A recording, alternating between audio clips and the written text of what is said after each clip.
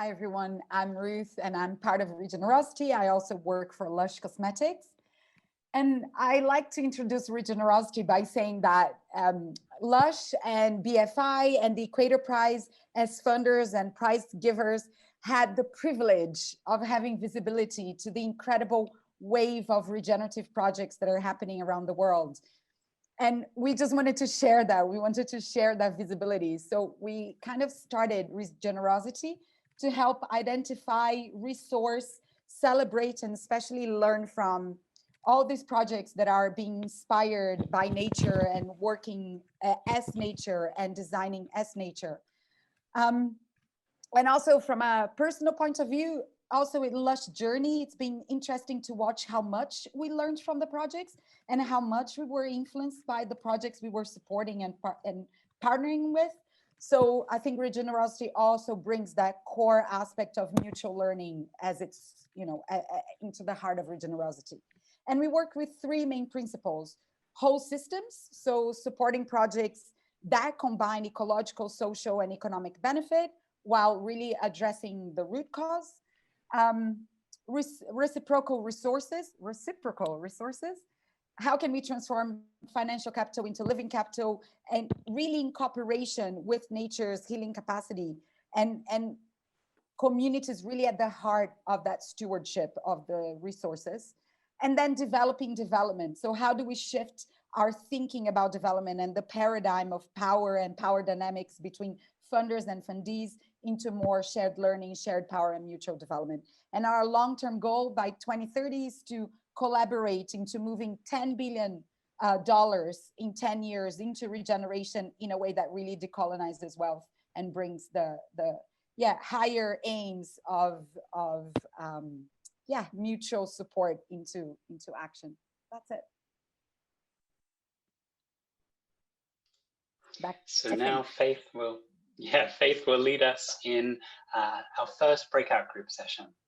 Excellent. So we love to make a little bit of time for you all to get to know each other and understand why you're here, what brings you here, what kind of energy are you bringing today to this webinar?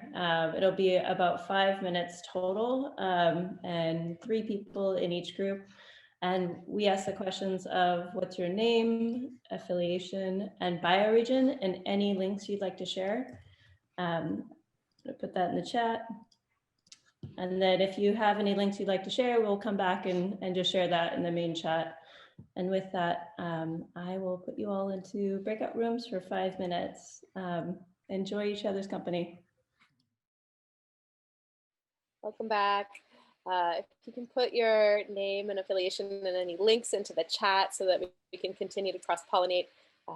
We've gotten a lot of good feedback from folks that they have met collaborators and business partners within these webinars. So please do connect. A network is only as strong as the interconnection between its nodes. So that's what we're here to do. So I'm Amanda Joy Ravenhill, Executive Director at Buckminster Fuller Institute. So excited about this community and what we're building with Regenerosity and and kind of the frame for the conversations today, which is around moving from problems to potential. And, Buckminster Fuller, one of his most famous quotes is, "You can't change things by fighting the existing reality. To change something, build a new model that makes the existing model obsolete." And I hear this quote all the time because it's one of the most popular ones, and it continues to kind of strike me in different ways. And I think, it can be challenging to really operate from a new model and to build a new model to kind of get out of the entrenched, thought patterns and habits that we have from growing up from a more kind of mechanistic, overly reductionist, overly specialized view of the world into more of a nature-inspired, living systems-inspired paradigm. And the way that we're going to kind of dive into that and give ourselves some room to kind of stretch and wiggle around in this new way of understanding is really focusing on how can we track value creation from this living systems point of view. So as we're all working on various projects, how do we measure the immediate outputs of those projects in kind of a living systems inspired way? And then how do we track the unanticipated outcomes, which are often kind of 3 to 5 years down the line? And then also the longer term effect, 10 years, you know, the completely unpredictable, you know, by looking at just what the elements are. So going back to Buckminster Fuller, his idea of synergy being the unpredictable nature of how whole systems operate, which you can't see by just looking at their parts. So, you know, as we're all developing these regenerative projects, how can we create systems for metrics, for storytelling, for tracking well-being that enable us to kind of, you know, tell the story of the evolution of a project within the wider systems that it exists within. And another kind of element from Buckminster Fuller is this idea of precession, kind of this 90-degree side effect that happens in ecosystems. And he often talks about the bee as a way to think about it. So a bee goes around and captures nectar in order to feed its hive, but in doing so pollinates flowers. So this kind of side effect, if you look from a wider ecosystem point of view, becomes the main effect. And I think that's kind of one of the tricks of regenerative development and the work that we're doing is kind of giving ourselves the tools and the culture and, you know, the different conversations that we have to be able to zoom out and see what are those main effects that we're going this way, but actually, you know, the side effect, you know, becomes the main effect rather than what we think that we're doing. So he called that precession. It's a term from physics that he borrowed. So yeah, so we're gonna dive into a case study, learning from Ian, and then we'll be learning from and with Bill and Jim and Josie, who've been really diving into kind of regenerative metrics and how to tell stories and build frameworks around how to track progress and really value creation within regenerative systems. So with that, I will pass it over to you, James, to introduce Ian. Yes, such a pleasure to welcome Ian to our space today. Ian is part of May Project Gardens, the co-founder of May Project Gardens, who applied and was shortlisted for the Spring Prize in 2017. And since then, we've had a great relationship between Lush and May Project Gardens. I remember an amazing visit that I went on in 2018. I don't know if you remember, Ian. We sang songs, we got our hands in the soil, in the compost. It was fantastic. So it's such a pleasure to welcome Ian here. Ian has been working for decades in learning and teaching, especially around environmental issues, and especially using creativity and music, I think, as part of the process. But Ian, I'd love to pass over to you if you'd love to introduce your work for 5 minutes or so.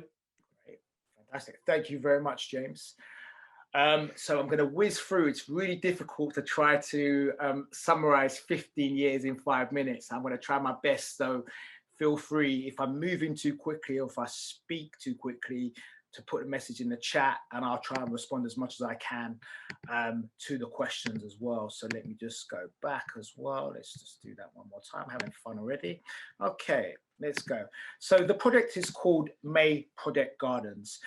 It was created off the back of, it was really interesting to talk about personal stories and how we look at ourselves in those personal stories in terms of regeneration. I think someone mentioned that earlier. So my mum suffered from a major amounts of mental health issues for her life. And basically I was a carer. And when she passed away in 2005, 2006, the following year, someone moved into my home, which is a council home or social housing, and basically started using permaculture to grow in my home. And that basically was the emergence of May Project Gardens that we see today. So it was never started as a project. It was never started with a definite, you know, plan. It was actually a very organic process as well. And if I have more time, I'll explain the logo, but we'll come to that maybe later. Maybe you can ask me what it means. What we do with May Project Gardens is reconnect urban communities with nature for personal, social, and economic transformation. And I really like this because if anyone has seen permaculture, this kind of, without me even knowing permaculture, this kind of emerged quite, again, organically. And I think what's really interesting about the work here today is that very often with grassroots communities like ourselves, we do the work, but we don't always have the theory and the tools to actually define and unpick what it is and even track what it is as well. So this is really useful for us to kind of like have this conversation, because actually we're getting more clarity about what we do and the benefit to society as a whole. Well, these are kind of our values, and we've added some more. Biodiversity, alternative, collaborative. I think collaborative is really important. When you're a grassroots community organization, very often there's more of a kind of extractive relationship. You know, people come and say, oh, we like this, we're gonna, because we're a charity, because we're a CIC, people kind of think that, you know, therefore we don't have a financial value, or our expertise is not valued. But what's happened as a result of COVID and lockdown, that whole dynamic has really changed. And actually we find there's more a place for equity with the partners and the people that we work with as well. So resource-led, I think this is really important. So as an organization, we never had no finance for 9 years. I discovered very later on that I'm dyslexic. So I couldn't actually apply for funding. So we had to create this model without any funding for 9 years. But what that did is made us really resilient. It's people-centric. We always put people at the heart. We truly believe that many other projects focus on the land first, which I think is applicable and great. But for us, we really believe that human beings are the biggest problem. So then start with the human beings in terms of how our relationship rests with the environment. And then the last one is one of my favorites, is value the marginal. And the reason why I like this is because, the reason why I like this is because it's a principle that exists in permaculture. Now, permaculture is basically a design system that works in harmony with the land. And it always starts with this concept or this idea that the problem is a solution. So this is basically what we work with all the time. Okay, so that's kind of how we work as well. Off the back of May Project Gardens, you can see here to the right, we're talking about the initial kind of creation of the project. And you can see this is a garden, a permaculture design garden to the right. And the reason why I have the image of this person to the left, some may know who this person is if you're involved in world politics, or this is our present Prime Minister. And the reason why I have these two images juxtaposed is that it's quite interesting to see how something as organic as a community garden has the power and influence to actually start to engage on a political level with our present Prime Minister as well. So I think that's really important as well. Do I play this? Have we got time? We don't really have time to play this. But I just thought it's really interesting because tracking or measuring the process that we do is quite a challenge. And I think this is a really useful quote. So grassroots or community work is hard to measure because it's behind the scenes. Someone mentioned this bumblebee, and it's really interesting the kind of how our relationship to the bees and how the bees are in society reflects how many people or organizations or individuals like us are kind of seen in society. We kind of doing the work in the background, but everyone wants to be a lion, everyone wants to be a tiger, everyone wants to be a bull, but no one really wants to be a bumblebee in terms of actually the kind of PR and the, you know, kind of like the aspirations to be that kind of creature as well. And it's the cement of society. Until it's removed, people don't know it's there. So that's why it's really, really important, the work that we do as well. So there's a little podcast here, but I don't know if we've got time to listen to that. So I'll flick through. So we talked about long-lasting effective community engagement. So one of the things that's really important in terms of what we've seen in the last 10 to 15 years, I think that's the matrix we're working with. I can't remember the definition exactly which one that refers to. But I think it's valuing community leaders or as experts. So I think this is really important. It's really important to recognize our ability to outreach and converse honestly and consistent. It's really important in this journey to be humble and ask for support and be codependent and ask for advice and multiple approaches. And it's also very important for other organizations in terms of one of my favorite ones is actually to shut up and listen. And the reason why I put that in there is because basically there's very often a hierarchy of knowledge and information when they engage with us, but actually we know what we're doing. Actually, if you just listen to what we're doing, or as James mentioned, like actually if you get your hands in the soil, you actually get a deeper understanding, which is not just about theory, it's about a feeling as well. So that's really important. How long do I have left? Get a couple of minutes if you like. All right. Is that all right? Yep, sounds good. So one of the kind of outcomes that we've seen, or one of the kind of unexpected impacts, or one of the kind of matrices that we've seen, is this notion of spending resources in local community, and really kind of actually encouraging people that come to our site to be aware of the importance of this as well. Now, I haven't done any economic research, but it's really, you know, because we're in a local community, we really try to, because we're into recycling, upcycling, you know, we really try to use our money frugally in our local community as well. And we're also really good at basically working with communities, sorry about that, working with communities that we wish to engage with. Now, this sounds really simple, but there is so much, I call it like a, how do I say it? I call it like a mycorrhizal. There's a whole network in the soil that is unseen. And actually, when you start to work in a community, you start getting deeper in the roots of the community, and you can really start to basically engage with them better when you start to do that work as well.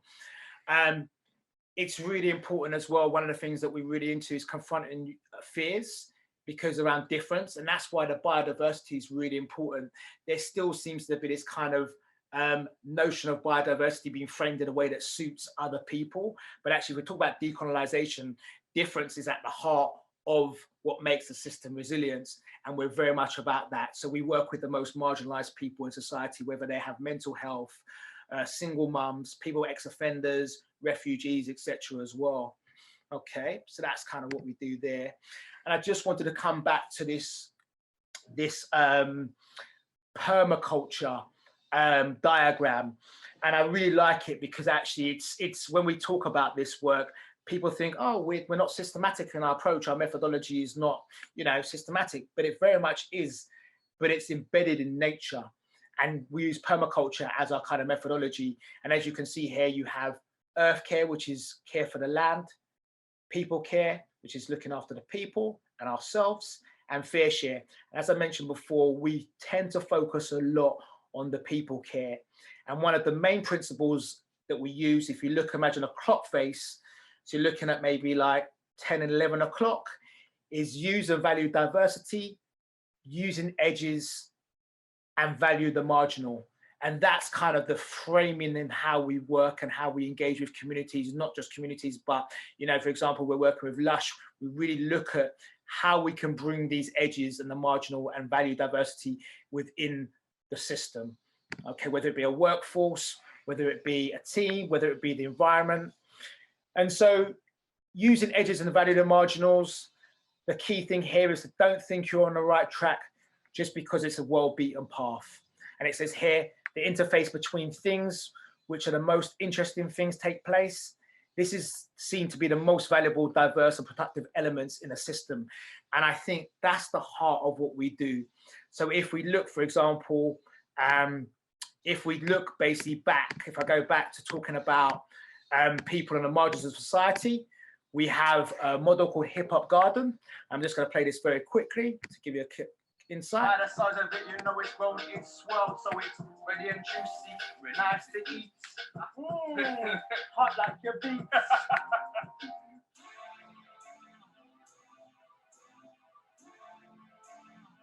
The agony for the neglected. I know through the colder times we are intertwined.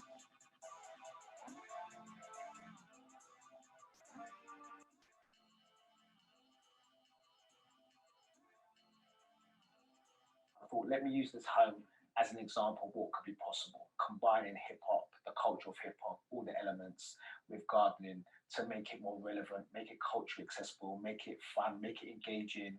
Who am I? I am you in the past and present. I'm looking in the mirror thinking, is that my reflection? The anger, all the agony for the neglected. And nature's helped me in just in a way that I find that people can't in some ways. This project helps me by being able to share our our crafts and our talents and our gifts, and to be able to make food together, eat food together, and create a whole energy field together. There's Okay, sorry to cut that. I know we're running out of time, but I just wanted to share that because actually this is one example of how we value the marginal. And so the value of the marginal here is young people in urban societies, in urban environments that basically seem to be completely excluded from even in getting involved in nature and the environment. Oh, you know, city young people, they wouldn't touch soil. Actually, we proved time and time again that that works as well. So that's basically our youth model that's come out of working with May Project Gardens.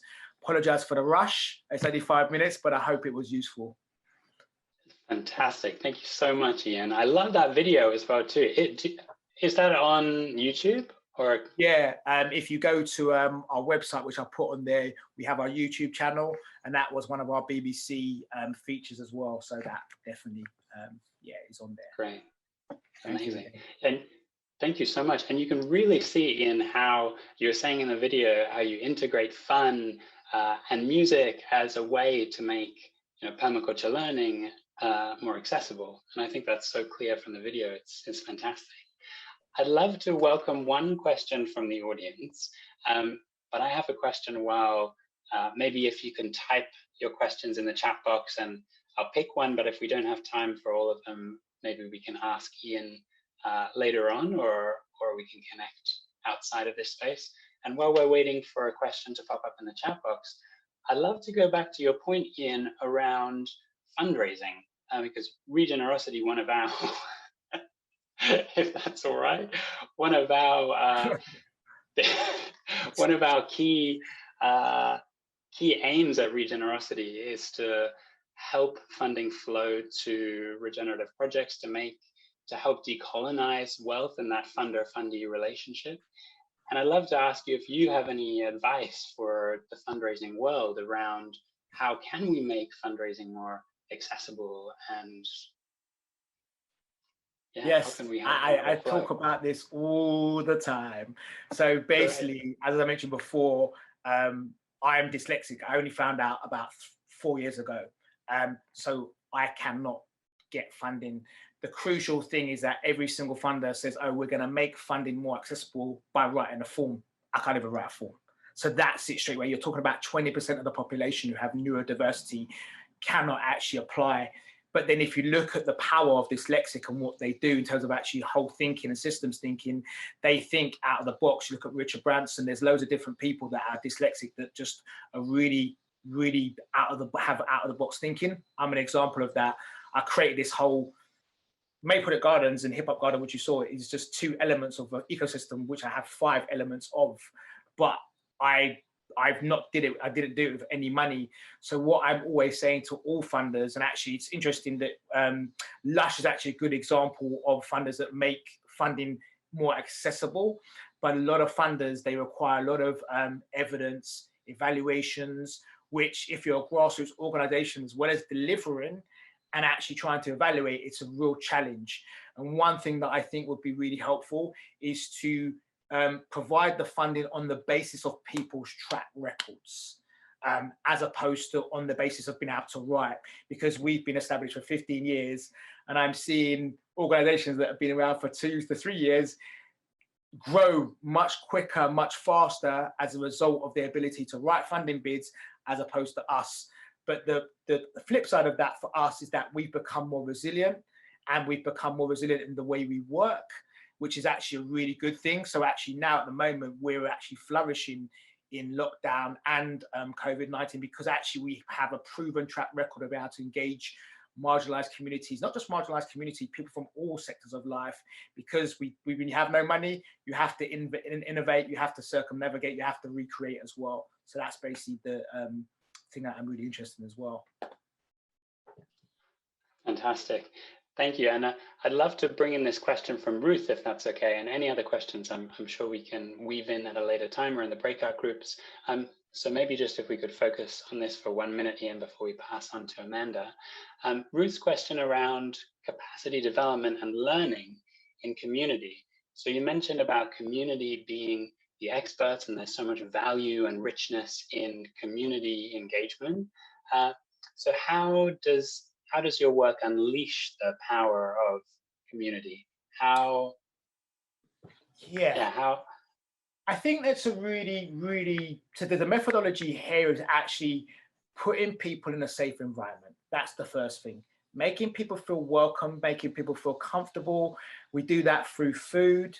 We do that in a safe environment because it's not an office, it's my home, literally. It's more of a relaxed, more informal setting.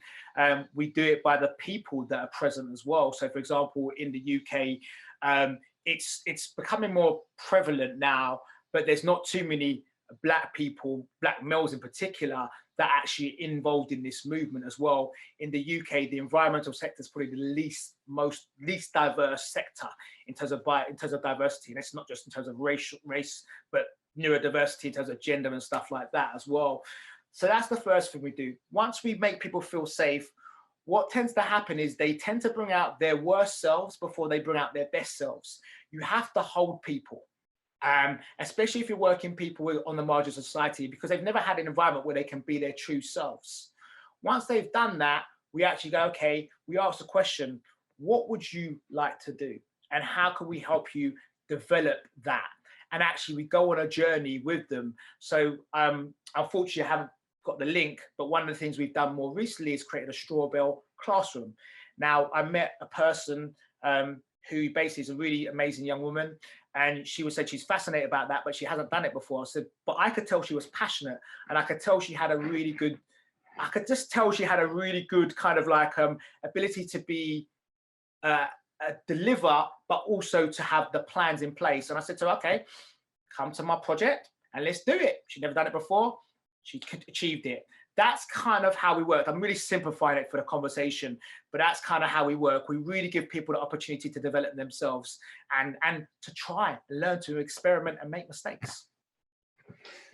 It just shows the power of creating a place of safety and where people can be themselves. And like you said, go through that process of perhaps there are some things to unpack first before we get to the good stuff, maybe. Yeah. Oh, that's super powerful. I'd love to pass on to Amanda in a moment, and I just wanted to say thank you so much, Ian, for this. So fantastic to hear from you. And just to say, I laughed out loud when I saw Boris. Everyone does. For those who don't know politically, he's not maybe our most favorite politician at the moment. But I think this is the point. Someone for myself, Black working class guy, lives in a council house. We actually have a good conversation. He likes cider. That's what we talk about all the time. We talk about cider and apple pressing. That's his thing. So it's just showing the power where nature can connect everyone together. Politically, that's a whole nother conversation. Exactly. I love it. Thank you so much, Ian. Amanda, over to you. Yeah. Thanks again, Ian. So we'll be circling back around to Ian's project in the breakout groups, but first we're gonna learn a bit from Josie and Bill and Jim, who've been doing a deep dive on regenerative metrics. So as we are kind of building and tracking the evolution of our projects, how can we put a living system inspired structure and kind of, balance the unexpected with also a way to kind of track what is happening so that we can better tell our stories, so that we can get, better resources, so that we can collaborate with one another more fluidly. So Josie comes to us from Colorado State University, where she's the Associate Director at the Institute for the Built Environment. She works on developing capacity and action plans for sustainability and regeneration with companies and municipalities and organizations. Bill Reed is from Regeneration Group, where he's a principal. He's a consultant and a design process facilitator, a lecturer, teacher, and author. And his work centers on creating the frameworks for and managing an integrative whole and evolutionary system design process. Thanks for joining us, Josie and Bill. And then we also have Jim Newman, who's founder and principal at Lean Solutions, who works on community planning and development, mostly in Cambridge, Massachusetts. So thank you all for joining us. Really excited to have this discussion and be able to learn together and develop our capacity and our evolution. I'll hand it off to you. Fabulous, thanks. I'm going to go ahead and share our slides, which are quite simple. Yeah, Josie, go ahead. We're good. I thought we were going to do a reflection first, but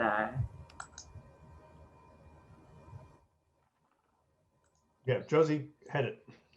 okay. So as Ian was talking, you know, one of the things he brought forward a lot of really important points, and sort of one of them that we're going to draw forward today is to think about the value that we're creating, and to work on developing our ability to see and to discern what value creation is and how it happens across scales and across time. So the first thing that we'd like you to do is to grab a piece of paper if you don't have one. It's best if you can actually use a pen and paper to write, or you can also reflect and hold these ideas in your own mind. But choose something that you're working on, something that you're passionate about, or if you'd like, you can reflect on the May Project Gardens and Ian's work and use that as the sort of material for your reflection. But if we're sort of thinking about how do we become co-evolutionary as a species with the other living systems that are this planet and the places where you live and work. So to become co-evolutionary and in relationship with place in this way, how would you describe the desired outputs, outcomes, and effects of your work? And try to distinguish between what you think outputs, outcomes, and effects are. Bill mentioned earlier, you can also think of effects as impacts, if you like. But just take your own time for the next couple of minutes. We're not going to talk, and let you reflect on this question and try to make it tangible and grounded in the work that you're doing right now.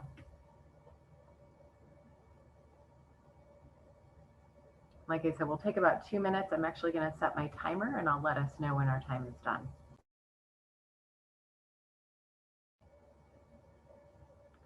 All right, so time's up.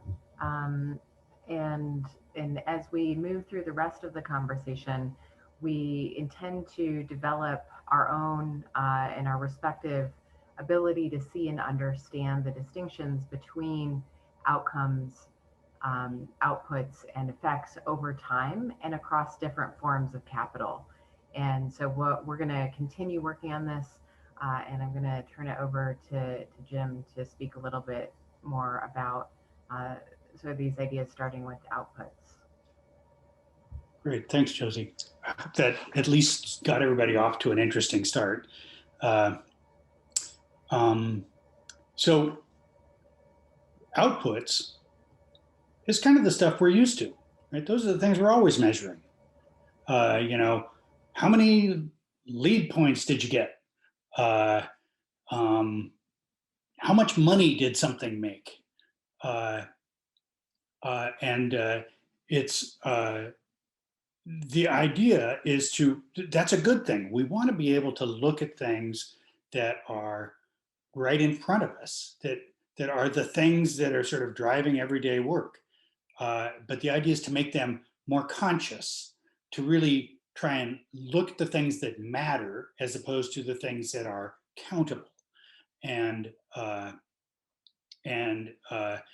these things really, if you think about nested systems and you know, what are we working on? Are we working on, you know, a big whole? Are we working on changing sort of how society deals with colonial influence in its thinking?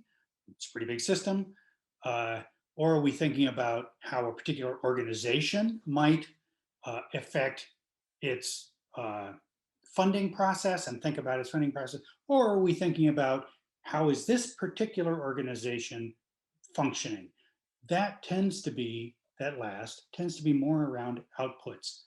How much food did we grow in the garden? How many people participated? Those are all really important things, and those are the things we probably care about. But we also care about the bigger things. Bill. Jim, thank you. So my wife just came in and interrupted me, so I was a little distracted. Did you go through outcomes, Jim? No? Okay. All right, so outputs are what we actually, then the literal definition is the amount of something. So that's what we're really used to measuring. Outcomes, though, is the way a thing turns out. And it takes time for those outputs to actually influence something. So the question is how long do we stick around to observe that? And if we were engaged in a system that was evaluating how things evolve, we would actually need to have a mechanism in place, maybe 3 to 5 years later, to see what unanticipated consequences came out, because there are always unanticipated consequences. And sometimes better than you want, and sometimes worse than you want, and sometimes different and in more arenas. So it's really important to track the outcomes of the outputs over time. And then we go to impact. And by the way, this is not our definition. This comes from the European Standard for Social Impact out of 2016, defining impact investment. And impact is, another definition is it has a strong effect. That's the literal dictionary definition. So the other way to think about it is, as framed by this article, is the fundamental change that occurs regardless of intentions. There are always things that are going to surprise us. And it requires, and this is their words, it requires a continuous engagement over the lifetime of the situation, or the lifetime of a place, or Ian's case, the lifetime of a garden, what things transform in the community. So these are 3 dimensions that we believe that any kind of evolutionary or regenerative, because that's what regeneration is how does things keep regenerate, birth, life, death, rebirth, birth, life, death, rebirth. How do we actually track that trajectory of life? Okay, Josie, over to you. Sorry, just a moment. Go for it. So we're teeing you up to go into breakout groups and to explore this notion of creating outputs, outcomes, and effects across capitals over time. So we're holding together multiple scales and dimensions of the results of our work, the metrics of our work. We're holding that across, a period of years, if not decades. So looking at perhaps a broader scale than sometimes we do, and to explore your work specifically. So as you go into your breakout groups and think about your reflection when we started this brief sort of introduction to these concepts, ask yourselves, how would you track your effects across capitals over time? So maybe starting with that biggest scale, how would you track the effects across social capital, which are like our interpersonal relationships, human capital, that would be your personal development, the ability of individuals. Ian, you were talking about starting with the potential of each person that comes to the garden and building their human capital, their ability to express themselves, to be who they are, to realize their potential as a person. So that's the human capital. And then the relationships that are built across the community and within the garden. So those would be social capital and cultural capital that are being built.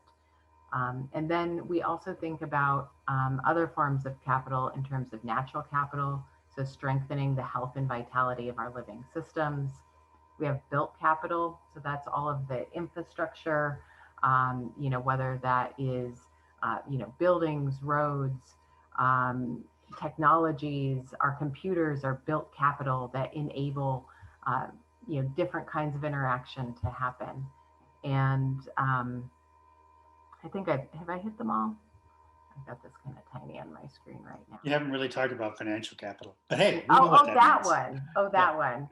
and financial capital, right? I mean, it's the one that often gets so much of the attention. And yet, how is financial capital serving to enable the effects and outcomes that we most desire across all of those capitals? How is financial capital nourishing and providing enrichment to our human, social, natural, and built capitals? So we can think of that way a little bit. So as you go into your breakouts, go back to your example, think about the effects over time, the impacts over time across these 5 capitals, and how you might continue to evolve toward that goal of coevolution, how you might continue to build the capacity within the work you're doing to increase these capitals and the effects of them across time. And we are going to take, can someone who's tracking the time help us out? Yep. I just want to emphasize that last bullet point. You want to come back to that, or you want to just? I want to come back to that for the discussion. Okay, great. Right, and the other thing is that, you know, we just heard this amazing story from Ian, and you know, Ian has been working hard to do these things. One way you might reflect on this as well is to reflect on these very questions from what you've heard from that particular discussion. It's another entry into this, as opposed to doing it for your own project. I personally like to do it for my own projects because it helps me reimagine what it is we're actually trying to do. But whatever works for you. Great. So we're going to take 15 minutes in the breakouts. That means we'll be coming back together at, what would that make it, 10 past the hour? Mm-hmm. Exactly. And within your groups, be your own scribes, but also think about if there's someone who may be tracking the broader themes and conversations. Welcome back, everyone. I know in my group we were just getting into the juicy bits. Always so tough to find enough time to get into that. Yeah, would love to hear insights from the different groups. What we were just talking about was the ability to kind of bounce between different nested systems. So, you know, how are people interacting, all the different stakeholders, and then how is that reflective of how the different capitals are interacting, and being able to glean insights from one kind of whole system to the next, because sometimes it's easier to talk about, you know, the different forms of capital are interacting in this way, and then see that as a mirror, perhaps, for how the different stakeholders are interacting in a I like it. Which might be a little bit more sensitive, you know, when it comes to interpersonal things and trauma triggering, perhaps. Josie, you want to ask the sort of reflective question out of this? I do. So I'm actually going to try to ask us to step up the conversation again and maybe go beyond a report back of what you were talking about, but to do one more level of kind of reflection and upgrading of your thoughts, and to say what nature of management and government capability is needed to work across building positive impacts across capitals. So how do we need to change the way that we manage and govern? And what is the capability or the nature of capability that we need to develop in ourselves? So think of you personally. Don't maybe point the finger outward that society needs to develop that capability. But what is the management and governance capability that you need to work in this way and to evolve the way that you're seeing and thinking about metrics and indicators for regenerative work? I'd love to hear if anyone has some thoughts on their growth that's needed in that regard. Amanda, you want to manage this process? So maybe you can raise your hand if you want to.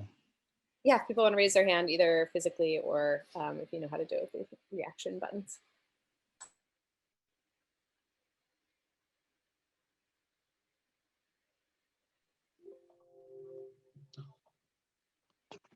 I'm going to volunteer Mauricio because he had some great comments. All right, we'll do Mauricio and then we'll move on to David. Oh, I'm sorry. I didn't mean, I thought there might have been an absence there. That's why I was. All good. Take it away, Mauricio, if you'd like to share. It's fine if you want to skip. Thank you. Put me on the spot. Well, I can share what we've been on dialogue about the outcomes, outputs, and effects. And it's really linear, and we're working complexity. So what we talked on our breakout was about how developmental evaluation is really aligned towards measuring trade-offs as well in our interventions in a system, and how that shines light into principles-based evaluation as well, how principles might align into like, hey, we're working towards resiliency or towards equity, diversity, I don't know, depends on the place-based and different fields of energy you're working, but that might be on a higher order. So yeah, I wanted to share that. Thank you.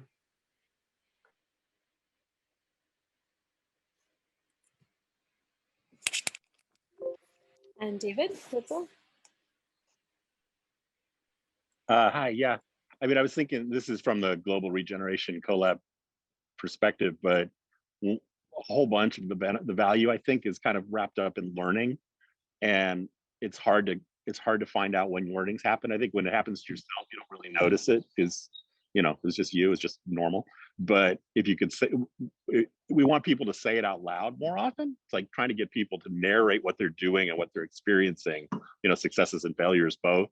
If we could get more of that in the system, then I think people will learn from each other more quickly, but it's just not a natural instinct. So we're having to figure out ways to kind of incent it and coach it, and wheedle it out of people.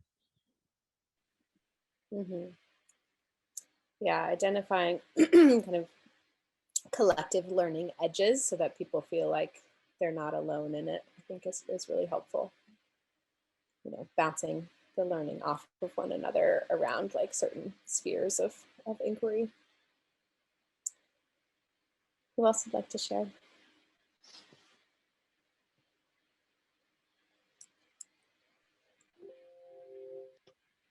Well, if I could share that, I tend to associate the concept of regenerosity or regeneration with the indigenous natures of a being or indigenous paradigm. So, you know, in terms of governance and management, perhaps, you know, when we discuss the board of directors or nominate or include, have we thought to seek out members that are from indigenous communities to be a part of this this core group that's moving forward with a mission and vision. So even just one that could potentially be very decolonizing and indigenizing. So that's just one thought. Thank you. Yeah, and thanks for the reminder of that balance. I think sometimes in the conversations I'm in, at least, there's more of an emphasis on decolonization and not as much on the re-indigenizing side of it. And balancing those two is really critical. I apologize. If I could just mention 2 points. Please. Number one, I'm not trying to tokenize any individual or any individual to speak for the entire, you know, umbrella of the groups. But the other point is that I'm not presuming all indigenous individuals will have been blessed with the traditional knowledge. But once again, there lies within the challenge, how to seek out and also hold up traditional indigenous thinking in this very colonial world. So thank you. Mm-hmm. Yeah, and recognizing the context within too. That's a conversation within Regenerosity all the time. It's like who's asking the question will really determine the answer just as much as who's answering. And how do you know, acknowledge the power dynamics that exist and try to break them down. Crystal.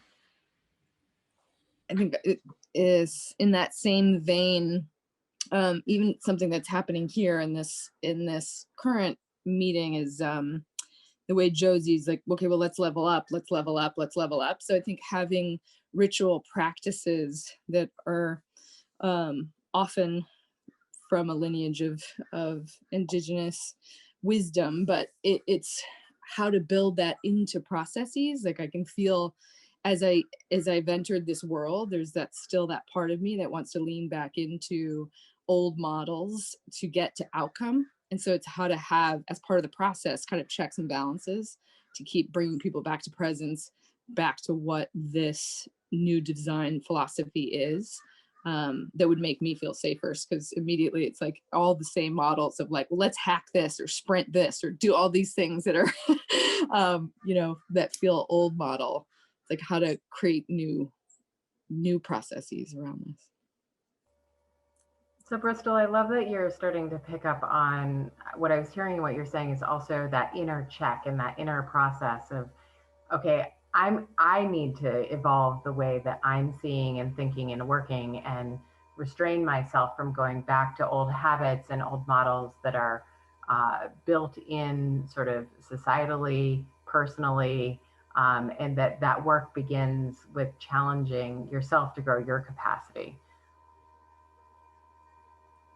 Yeah, I think one of the most provocative things on the description of this event was this idea of the power models of the investors and the project, because I can already feel how that's playing into all these same old tropes. So it's like, how do we all agree to, in those processes, get vulnerable and own the energy with which we're operating, and so that we can try to forge a new way.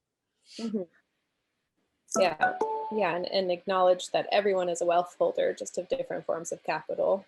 And how do you, it's tough though, because you say someone has 1 billion trees versus $1 billion, like it brings up different parts in me in terms of like, what's exciting, what the potential is there. And we're in the midst of this rewiring.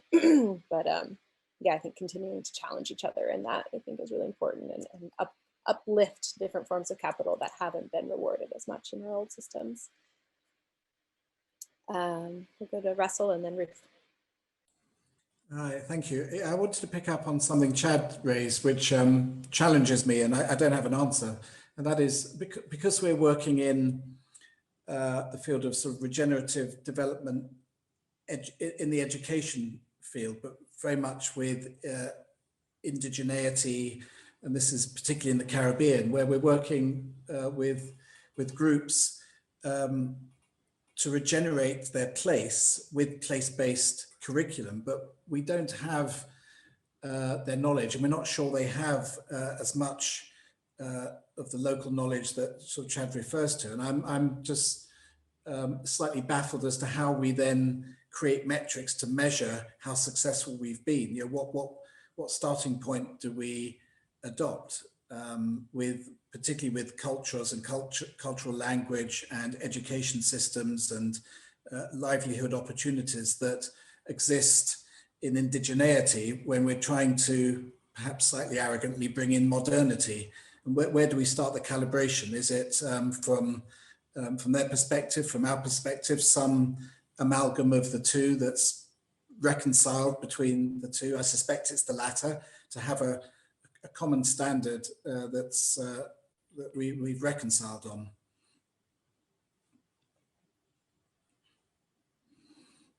That's the theme of our next online course is reconciliation. There's so much juiciness Well there. done. You just sign me up. Yeah, wonderful. Over to you, Ruth.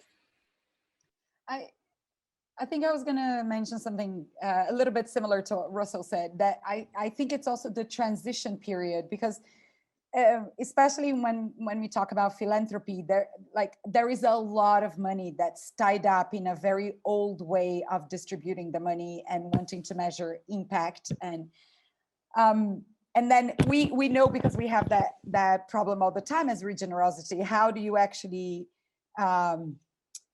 create that bridge into the old paradigm in a way that continues to resource regeneration, even as we change the way we're doing philanthropy, as we go along. So we can't wait for the paradigm to be changed before we start moving more finance and more resources into the hands of, frontline communities who are, who are basically sustaining, our future. So what is the bridge? Like, how do we make that bridge into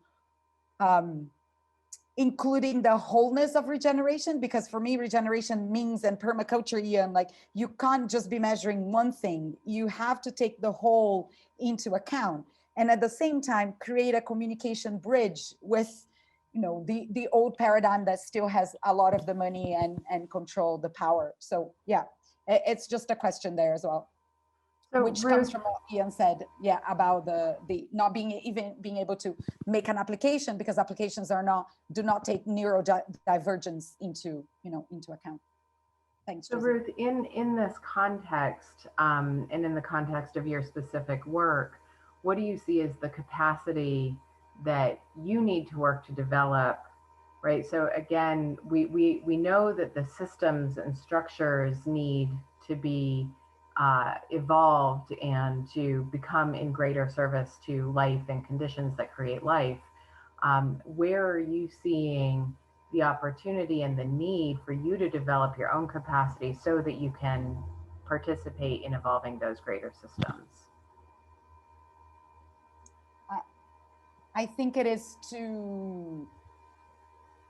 for me is to create a smart way of embedding, so to increase my capacity in upholding the principles of regeneration, even as I work with with the status quo. For example, we have to provide this report and we have to decide on KPIs.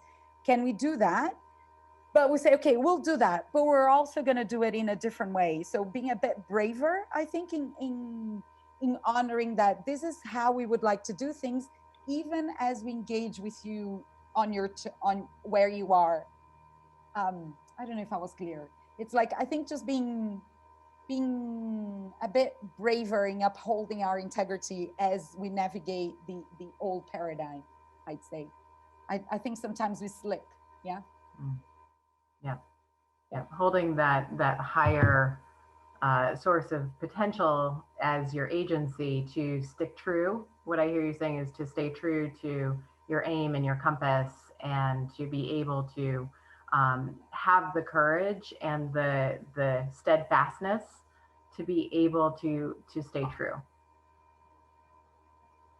Beautiful. We'll hear from Lily Moore and then we'll start to wrap it up. Hi, everybody. So from personally, what I'm feeling is, I think a lot about, I've been thinking about sensing and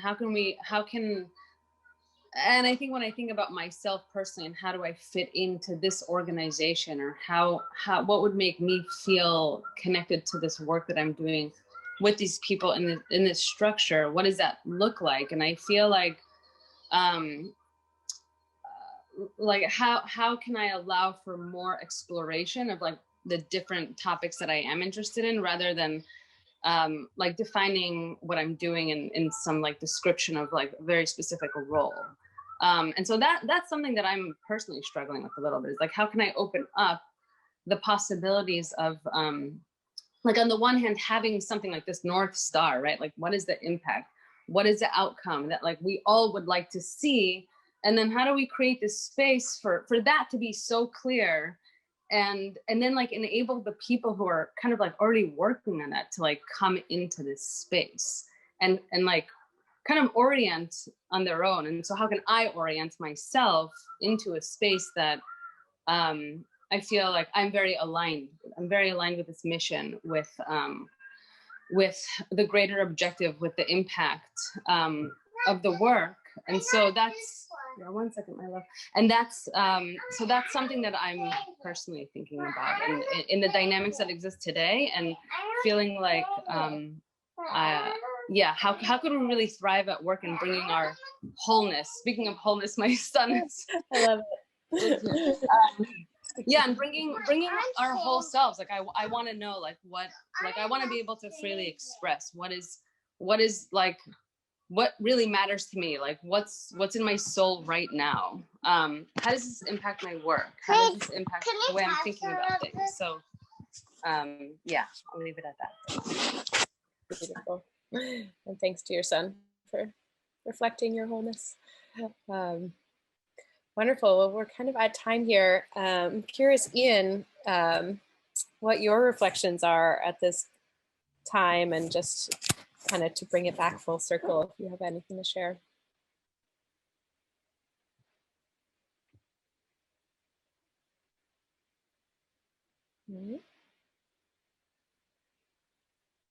You're on mute if you're speaking to us, too. Sorry, my apologies, an old habit of mine. I think in a very simplistic way is that how can you quantify a tree? You can't quantify a tree. It's an ecosystem.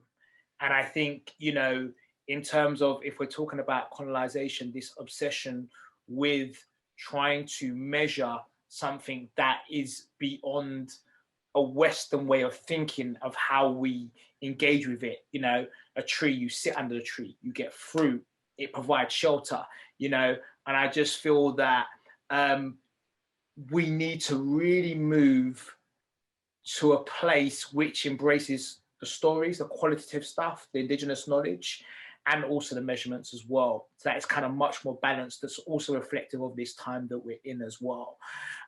So there's a very kind of clumsy reflection because it's a brief one, but I'm still getting the sense from my experience doing this work that there still is a space between the two to meet, basically. Mm-hmm. Yeah.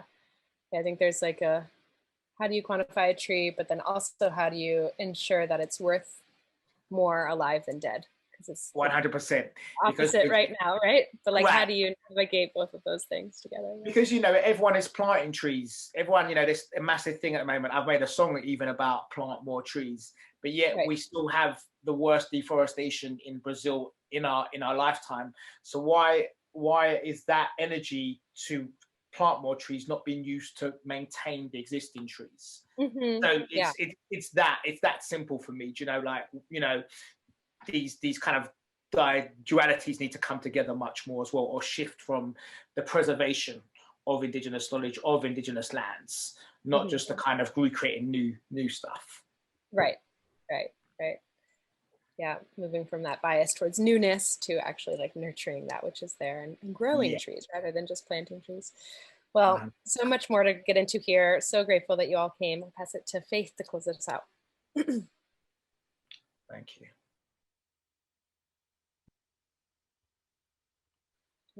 Where did Faith go? Oh, we can't hear you, Faith. Well, Faith has put some links in the chat here, how to further engage with Regenerosity. We have a LinkedIn community and a high-low, as well as a YouTube channel with all our past webinars. And we'll be creating some content and media out of this session today. Really grateful for all of you, to be on this learning journey with us and growing together as a Regenerosity network. Thank you again to Ian for sharing, and to Bill and Jim and Josie. Really appreciate this container today. And more soon. And please contribute and share time, treasure, talent, whatever you have, Ian's project. And share with a wider community. I for sure feel very inspired to know, Ian, that you exist and that the May Project exists, and really excited to support.